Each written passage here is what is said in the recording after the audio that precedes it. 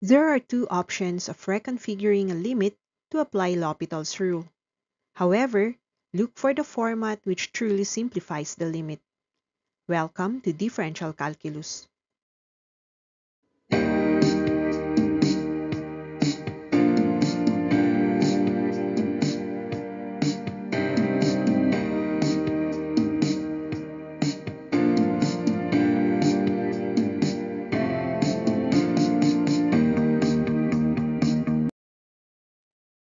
Evaluate the limit of y times e raised to 1 upon y as y approaches 0 from the positive side.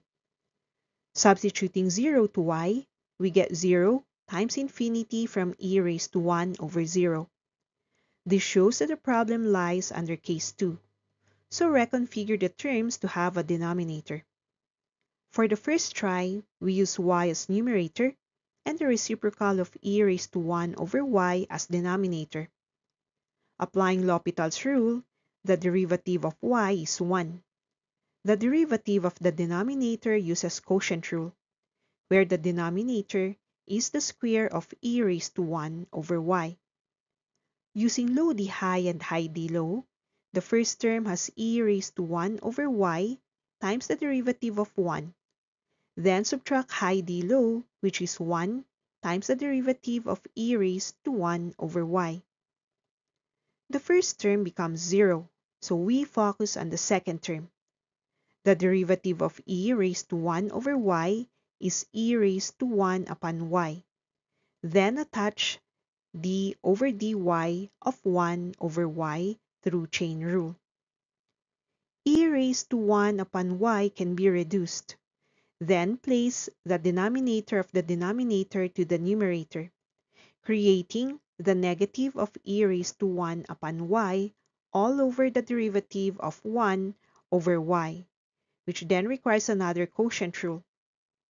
The denominator is y squared, and its numerator starts with y with d over dy of 1 minus 1 times d over dy of y. The derivative of 1 is 0. Then dy over dy is 1. Simplifying the whole limit into e raised to 1 upon y all over 1 upon y squared. Rearranging terms, we get y squared times e raised to 1 upon y. At this point, it is quite obvious that the function even raised a degree, so let's explore the other solution. Reconfiguring the limit, the numerator is e raised to 1 upon y, and the denominator is the reciprocal of y. Separately differentiate the fraction. So from the numerator, the derivative is e raised to 1 upon y times d over dy of 1 over y through chain rule. The denominator uses quotient rule, where the denominator is y squared. Its numerator uses low d high minus high d low, which makes the first term as y times the derivative of 1. The second term has minus 1 times dy over dy. The derivative of 1 is 0, and dy over dy is 1. So now, we focus on the derivative of the numerator. Copy e raised to 1 over y. Then multiply the term from chain rule.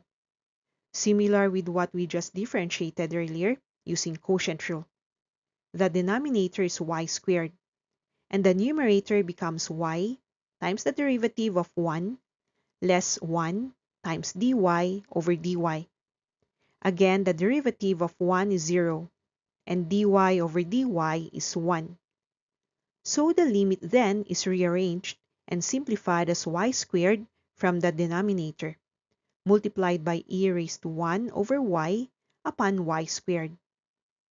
We can then cancel out y squared to have e raised to 1 over y. Substituting 0 for y, we get e raised to 1 over 0, which makes e raised to infinity, simplified as infinity. Probably you are wondering why we had a value for 1 divided by 0. This is because the 0 is just approaching, as shown in the limit with a small plus sign with 0.